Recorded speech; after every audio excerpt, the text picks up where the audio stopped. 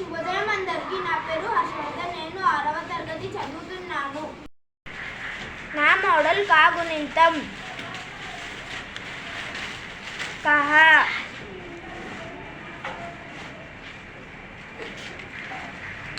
కం, cow, కో, కో, కై, కే, కే, crew, crew, కు, కు, కీ, కీ, కా, కా. చూశారు కదా, మా విద్యార్థి ఎంతో చక్కగా కాగుణితాన్ని తయారు చేసింది.